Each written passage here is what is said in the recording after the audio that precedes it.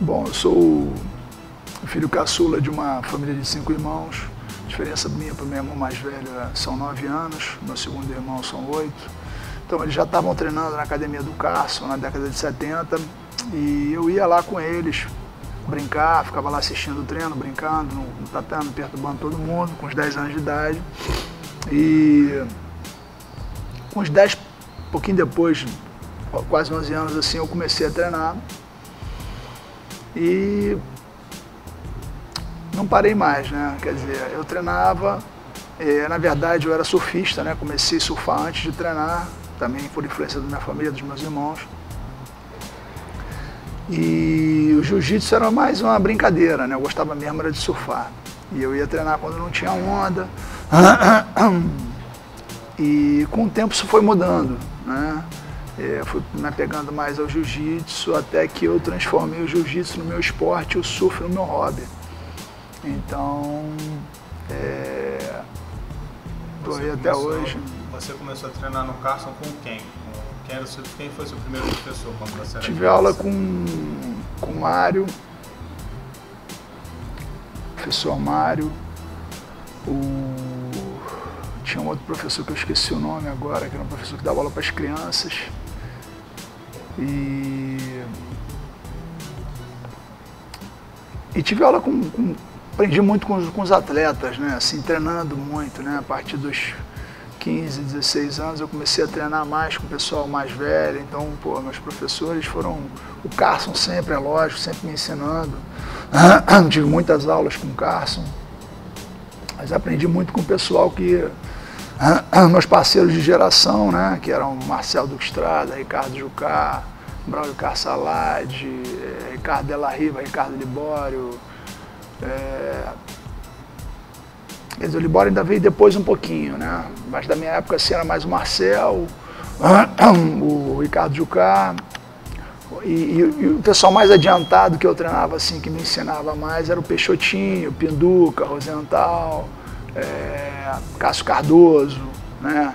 Às vezes o pessoal não escuta muito falar dessa geração que foi antes da minha no Carson, mas eles com certeza foram os caras que pavimentaram toda essa estrada aí que a gente está, né? Porque os alunos do Carson mais antigos, os alunos do Hollis mais antigos, os alunos do Hélio mais antigo, né? Os alunos que realmente primeira geração ali que, se tirando os Grace, a primeira geração de alunos que realmente, quer dizer, não é nem a primeira, né? Porque teve João Alberto e aquela turma toda lá bem no passado, que já é de outra geração, né? Mas falando da década de 70, que eu tive contato, essa geração realmente foi uma geração que ensinou muito, né? Foi uma transição no jiu-jitsu, trazendo o jiu-jitsu para o jiu-jitsu mais moderno, né? Foi nessa geração antes da minha que começou a se fazer triângulo e armlock na guarda, né? Então, antes disso não tinha armlock na guarda. E aí tinha um cara na academia, um dos meus professores, o Peixotinho, que era craque em armlock na guarda. Foi ele que me ensinou, era faixa azul, treinava muito com ele. E um belo dia eu peguei ele no canto e falei, Peixotinho, hoje tu vai me ensinar armlock na guarda. Ele me ensinou e de lá em diante eu fui tentando aprimorar e aí criei minha própria forma de fazer o armlock, né? Cada um desenvolve sua própria variação em método, etc, né? E eu comecei a fazer o meu próprio, mas aprendendo com o Peixotinho. Competidor de jiu-jitsu eu fui puxei para a guarda até a faixa preta poucas vezes, né? Você conta numa mão aí, às vezes que eu puxei para a guarda em luta. Geralmente era derrubar e passar.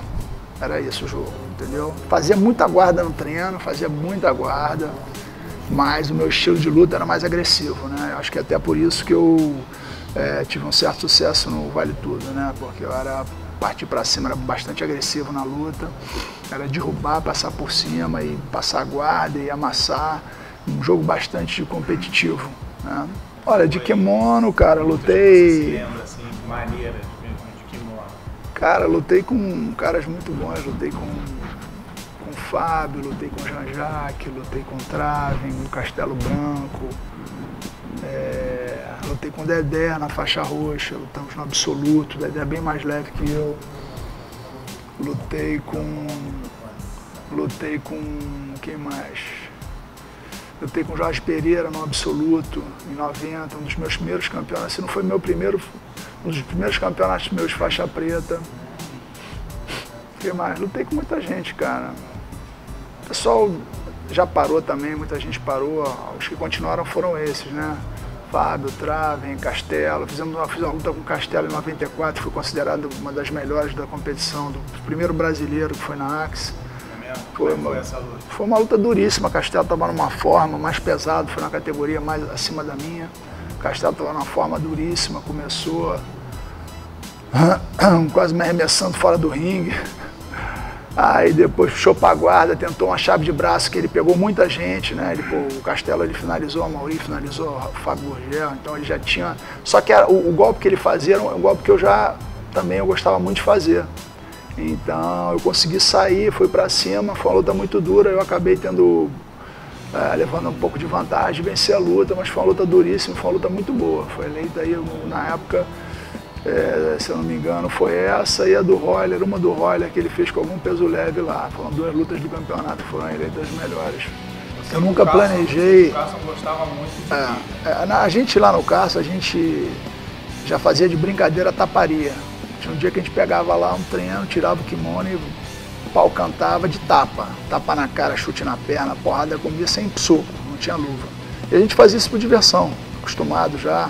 O pessoal da geração mais antiga era muito casca grossa, Peixotinho, Pinduca, os caras já casca grossa. Então a gente convivia com isso, via e ia aprendendo e ia fazendo, entendeu? Hoje em dia a gente eu já não apoio mais muito isso, porque um tapa no ouvido pode perfurar um tímpano, entendeu? Então não é uma coisa muito inteligente, mas na época era aquela casca grossice toda, né? Mas eu nunca tive pretensão de ser lutador profissional. Na verdade eu comecei a dar aula de jiu-jitsu para pagar minha universidade, né? Pagar meus estudos, e acabei meus estudos e não consegui mais largar o jiu-jitsu. Essa é a minha história. Você é formado em quê? Sou formado em economia. Cara, entrei no Vale Tudo para defender o jiu-jitsu, foi isso, o desafio que teve. Não, foi o desafio. Você falou, pô, vai ter um desafio jiu-jitsu contra luta livre. O Valide lançou um desafio na época, né? O Valide com aquela boca enorme dele, falando mais do que devia, lançou um desafio. E o pessoal da luta livre invadiu, a gente já sabia disso na quinta-feira. A gente já sabia que os caras iam no campeonato aceitar o desafio e invadir o campeonato. E naquela mesma noite eu falei pro Carson que eu estava disposto a lutar, né? Parece que tem alguns deles querendo lutar. Eu falei, Carson, se for para defender o jiu-jitsu, eu luto, né? Eu aceito o desafio. E aí naquela noite eu saí com o Marcelo para jantar, o Marcelo Bering, que era um grande amigo meu. Falei pro Marcelo, e o Marcelo já era mais antigo que eu, já tinha feito o Vale Tudo com quem que lutou, rapaz? Quando o Marco Ruas lutou com o Pinduca. Bom, ele já tinha lutado, era mais experiente, faixa preta há mais tempo, ficou muito orgulhoso. E aí acabou se empolgando com a ideia, também quis lutar. Aí ele trouxe o Fábio Gurgel, que ele era mais ligado, era muito amigo do Fábio Gurgel também, trouxe o Fábio Gurgel e a gente fez uma equipe. O Carson montou uma equipe que treinava para lutar eu, o Marcelo, o Fábio, a Mauri e Valide. Tinha um a mais nessa equipe, né? Dos adversários eram o Marco Ruas, o Hugo, o Denilson e o Marcelo Mendes, e o Eugênio. Tinham 5-5, mais ou menos. Só que o Marco Ruas declinou da ideia. Ele, na verdade, acho que não tinha esse envolvimento todo com a luta livre para defender a luta livre. E saiu fora. Entre os defensores do jiu-jitsu e da luta livre. Agora o combate vai reunir Murilo Bustamante. Murilo Bustamante, 83 quilos, faixa preta em jiu-jitsu. Contra Marcelo Mendes, 85 quilos. É um campeão 2 vezes no Rio de Janeiro de luta livre e luta romana. E aí ficamos 5, e aí acabou posteriormente, o Mauri teve uma hepatite, teve um problema, teve que parar de treinar e tudo, e o Marcelo teve uma infecção no cotovelo, que ficou com o cotovelo, teve que fazer uma cirurgia, microcirurgia para limpar, teve muito pus, né? Muito inflamado, não podia nem treinar. E aí ficou eu, o Valide e o Fábio. E acabou até sobrando o Hugo, né? Que acabou não lutando com ninguém. E foi isso. Minha decisão foi eu ter com o Marcelo Mendes. O de preto é o do jiu-jitsu. Exatamente. O vermelho é da luta livre. Exatamente. Marcelo Mendes é o que faz a luta livre. Marcelo Mendes. Calção vermelho. Calção vermelho, né? E joelheira, como eu dizia. E o Murilo Bustamante é o faixa preta que faz o jiu-jitsu. Existe mesmo. Exatamente. Tá indo bem até agora Marcelo Mendes, procurando dominar o adversário. Mas há sempre um instante, aquilo que a gente falou do jiu-jitsu. É a arte de deixar, de ceder para, de repente, ganhar. Conseguindo se esquivar, todos os dois. E aí vai outra vez o ataque de Murilo Bustamante sobre Marcelo Mendes. E ainda na sua queda houve um golpe de calcanhar no rosto do adversário. Está fora do ringue. O árbitro está verificando as condições de Marcelo Mendes. Abriu contagem. Olha aí, abriu a contagem, ele não vai suportar, segundo tudo indica, não vai suportar para retornar ao tablado. Continua caído lá no solo, sem condições e terminou. Nocaute de Marcelo Mendes, vitória de Murilo Bustamante. A minha decisão foi puramente para defender o jiu-jitsu, não tinha dinheiro envolvido, não tinha nada, a gente ia lutar na academia. Por acaso conseguiu-se organizar um evento que foi no Grajaú Tênis Clube e acabou passando na Rede Globo. Conseguiu passar na Rede Globo isso, foi um boom, né, no jiu-jitsu nessa época, as academias lotaram, né, o jiu-jitsu estava meio assim estagnado nessa época e o pessoal da luta livre crescendo. E depois desse evento que passou na Rede Globo, realmente, o jiu-jitsu deu uma explodida boa. A partir daí você pegou o gosto pelo Vale Tudo? Não, e aí foi isso. Aconteceu que eu lutei para defender o jiu-jitsu e depois voltei para a minha vida normal de professor, de competidor de jiu-jitsu. Né? Aí lá fora, isso foi em 91, lá fora surgiu o UFC, 93, e se eu não me engano em 94 começou o Pride no Japão. E aí Vale Tudo realmente tinha um mercado, passou a ter um mercado mais promissor, né? Que pagava melhor, que tinha realmente mais visibilidade fora do país. E em 96 eu recebi um convite para um evento aqui, a IVC, se eu não me engano, IFC, como era o nome, né, rapaz? Nem me lembro mais, tanto tempo. Que foi no Metropolitan, antigo Metropolitan, já é o Citibank Hall, lá na Barra, na Ayrton Senna, aquele shopping lá. E eu lutei contra o Joe Charles na época, fiz uma luta, venci. E, se eu não me engano, não, minto, em 95 eu estava treinando para lutar com o Hugo, agora eu lembrei. Em 95, o filho do Chico Recarei, que tinha aqui o Scala, queria fazer um evento, uma luta entre eu e o Hugo, né? E acabou que não saiu esse evento, eu treinei bastante, até não lutei o Campeonato Brasileiro de 95, porque eu fiquei treinando sem kimono para fazer esse desafio, e acabou que o evento não saiu, o cara desistiu de organizar, e eu recebi um convite para ir para o Japão fazer uma luta, primeiro evento que ia o pessoal brasileiro, o João Alberto Barreto, que estava na organização, assim, ele me chamou, e eu, como estava treinando uma galera já, assim, alguns alunos meus estavam treinando comigo, eu estava preparando alguns alunos meus, eu indiquei o Carlão para ir. O Carlão era meu aluno nessa época, treinava comigo, e eu indiquei o Carlão para ir no meu lugar, e o Carlão foi e fez a estreia dele no Japão, na verdade, uma luta que era até para mim. Qual era o nome do evento? Rapaz, não me lembro. Não era o Pride, não? Não, era um evento menor, não era o Pride, era um evento menor, que lutou o Valide, o Carlão, quem mais? Lutou alguns brasileiros, o De Pedro, se eu não me engano, alguns brasileiros. E eu tive que passar isso porque eu estava com esse desafio marcado aqui no Rio e acabou que o desafio não saiu. E em 96 teve o primeiro Mundial, em janeiro, ou fevereiro, se eu não me engano, acho que foi fevereiro. E aí organizaram esse evento que foi em junho de 96. O próprio João Alberto Barreto estava na organização, me chamou para lutar novamente, eu lutei, voltei a lutar aí.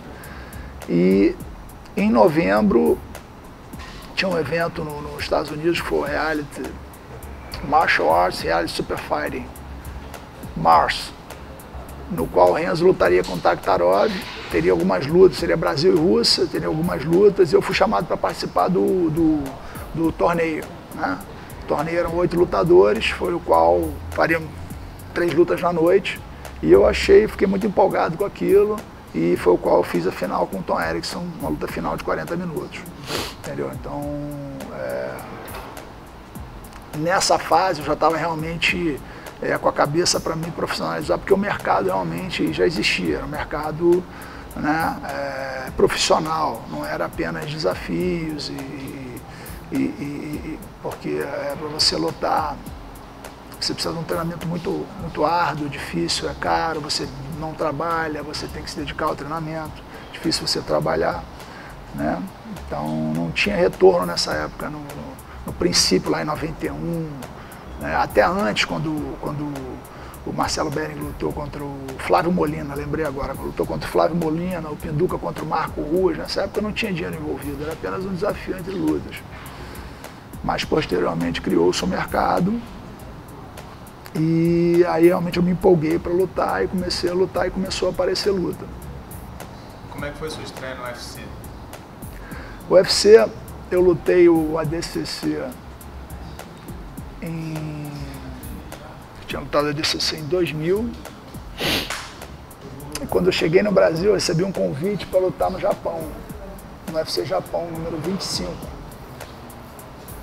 E aí eu aceitei, assinei um contrato com era uma franquia, a companhia japonesa era como se fosse uma franquia licenciada do UFC, mas não era a companhia, não era o UFC que fazia o evento no Japão, era uma companhia japonesa, e a companhia japonesa me contratou para fazer 3 lutas, fiz a primeira, venci. E a segunda luta do contrato eu acabei fazendo no Pancrase, porque teve algum problema que não teve evento, isso foi 2000, não teve evento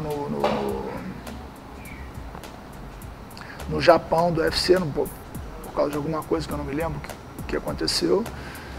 E essa companhia depois veio a falir e o UFC foi vendido. Então o meu contrato caiu. Fiz 2 lutas no contrato, não 3, o contrato caiu. Isso foi em 2000. Fiz uma luta em abril de 2000, primeira luta no UFC. Em outubro eu lutei no Pancrase, por esse mesmo contrato.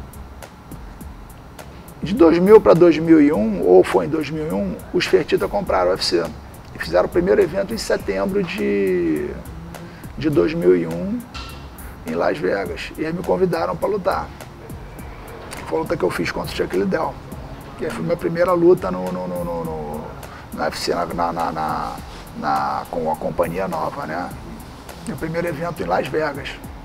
E foi o co-main event. A minha luta foi a final, era para ter sido o Vitor contra o Tito, mas o Vitor cortou o braço treinando, e aí substituíram pelo Matsuchenko, se eu não me engano, o Vladimir, e eu lutei pegou a luta de última hora, e eu lutei com o Chuck Liddell no co-main event.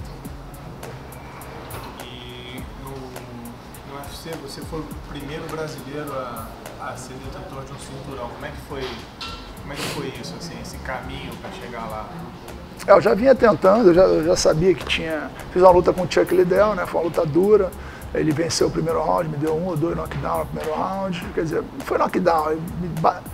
Eu cedia um pouco. Quando eu sentia que o golpe era muito duro, eu meio que cedia para ele vir para cima de mim na guarda, né? Eu não ficava em pé. Eu tinha essa tendência para... Sempre que eu tinha dificuldade em pé, eu procurava trazer a luta para o chão. Mas ele não vinha para o chão. Então eu voltava a luta em pé e ia para cima de novo. Segundo e terceiro rounds eu venci, e na decisão deram a luta para ele por unanimidade. Eu achei que eu venci, o Dana White foi no vestiário com o Joe Silva depois, foi pedir desculpa pelo resultado, acharam que eu tinha vencido também, coisa e tal. E me deram na luta seguinte a oportunidade de lutar pelo cinturão no peso de baixo, ou uma revanche com o Chuck Liddell, eu poderia escolher. Como comercialmente falando, um cinturão é muito mais vantajoso, né? Eu optei por pegar o cinturão e depois eu faria a revanche com o Chuck Liddell mais pra frente.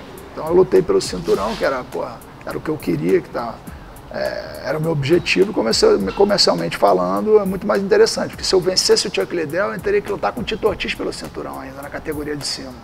Então eu teria que fazer 2 lutas para conseguir um cinturão. Né? A de baixo era apenas uma. E eu optei pela de baixo, mas eu tinha o plano de voltar para a categoria de cima. Né? Meu plano era conquistar o cinturão embaixo, fazer algumas lutas e voltar para o meio pesado para disputar o cinturão em cima. Né? E lutar com o Chuck Liddell novamente. Mas isso não aconteceu porque depois da minha primeira defesa do cinturão com o Matt Lindon, eu acabei saindo do evento. E você quer contar por que você saiu do evento? Olha, foi discussão contratual.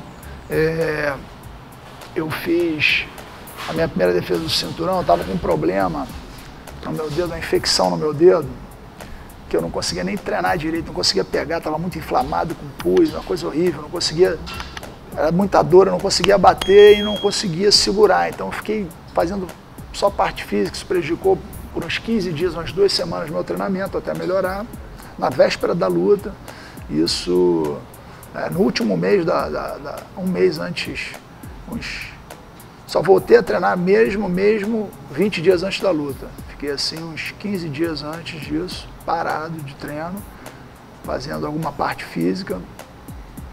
E era uma luta dura e eu estava preocupado, era a minha última luta no contrato.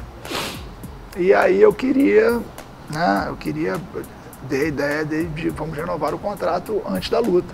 Para mim seria melhor, porque pô, eu não sabia o que ia acontecer, eu estava inseguro, pô, minha mão não estava deixando treinar, tinha uma luta dura pela frente. E tentei renovar o contrato antes da luta, eles não quiseram. E aí, depois da luta, a gente não chegou a um acordo e eu acabei saindo do evento. Falando em Carlos Libório, ele já fez uma luta aí no ADCC, vai fazer uma outra luta aí, parece que ele vai fazer mais uma luta aí no ADCC, tá saindo umas notícias aí. Acho que é com o Sonnen, né? Com o Chael Sonnen, tem saído as notícias. E o Murilo? A gente pode esperar ver o Murilo lutar jiu-jitsu de novo aí, de repente? Porque a equipe é fortíssima, tem vários atletas de kimono, sem kimono, MMA, que vem, que saem, que abrem suas academias e tudo mais, mas e o Murilo? A gente pode ver o Murilo botar o kimono de novo aí, porque os eventos de jiu-jitsu hoje em dia estão bombando de novo. É, né? Verdade. O mundial tá super forte lá fora, tem uma grande visibilidade.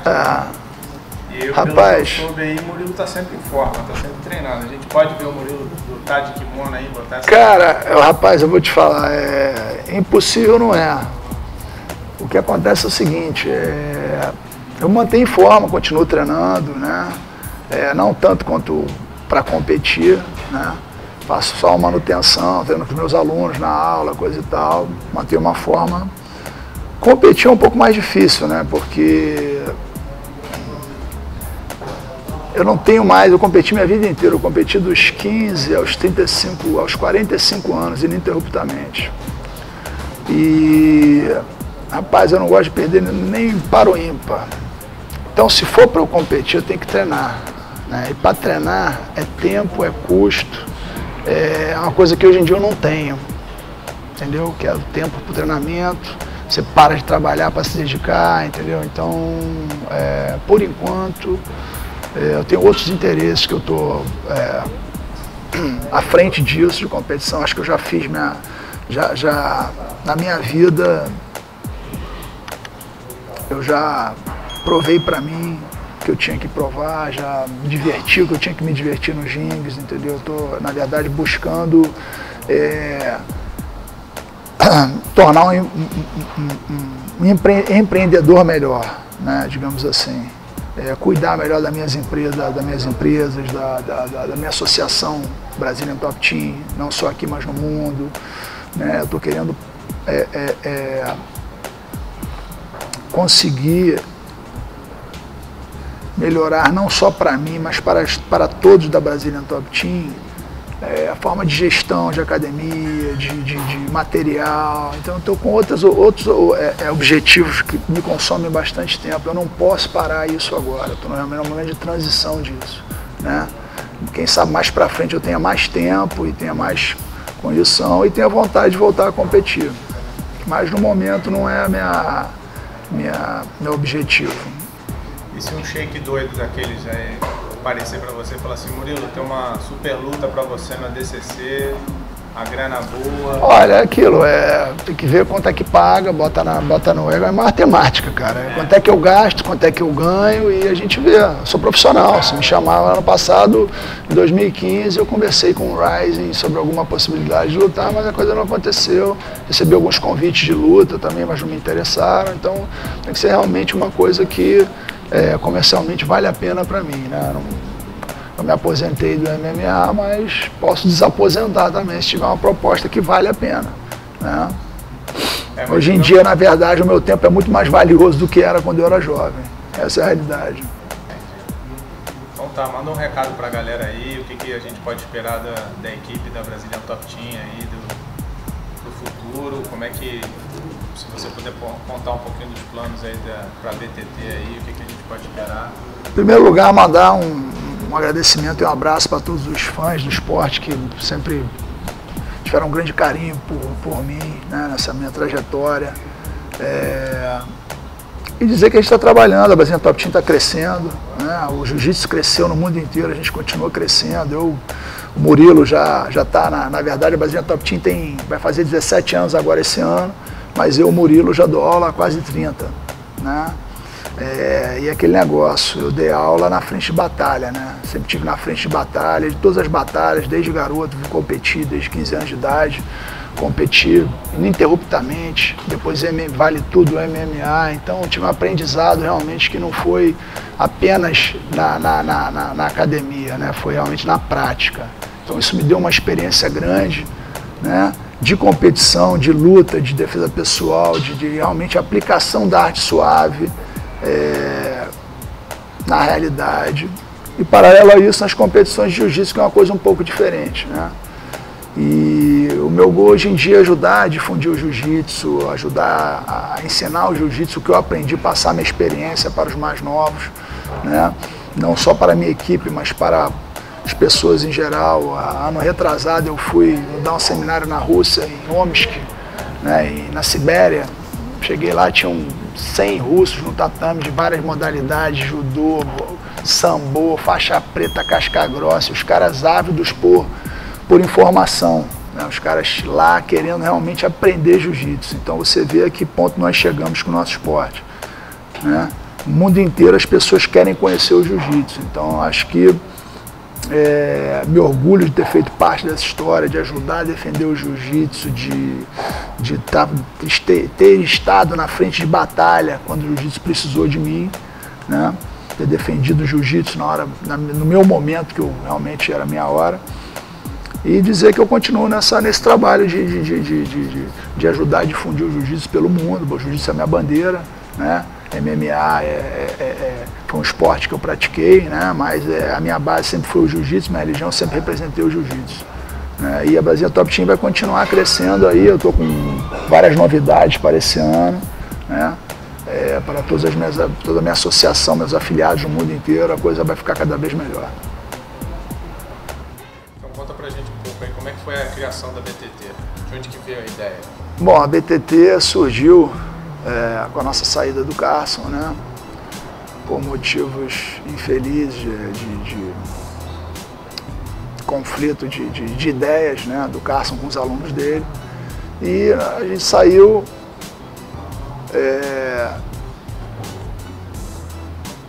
eu, Zé Mário, Libório, Bebel, a princípio, e fomos treinar. Já estávamos treinando na minha academia no Leblon, né? Eu tinha uma academia no Leblon e já estávamos treinando lá direto.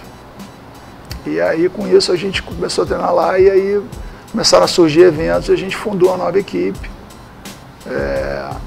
Logo após essa minha luta no Japão, em abril de 2000. E aí vieram outros lutadores fazerem parte, viu? Carlão, Vitor, Alan Góes e muitos outros vieram fazer parte da equipe posteriormente. E a gente fundou a BTT aí. Foi logo após abril de 2000, você pode botar em maio, junho de 2000, foi mais ou menos isso. Então a BTT já existe desde 2000? Isso. Tem 17 anos a academia. E a American Top Team tem alguma relação com vocês? Ou sim, a American Top Team ela surgiu foi fundada um dos fundadores foi o Ricardo Libori, que foi um dos fundadores da Brazilian Top Team. Mais ou menos em 2002, o Ricardo recebeu uma proposta para se mudar para os Estados Unidos e trabalhar com MMA. E aí nós conversamos e ele pediu para usar o nome, coisa e tal, a gente amigo, até hoje temos um relacionamento excelente. E aí ele fundou, junto com outras pessoas, a American Top Team.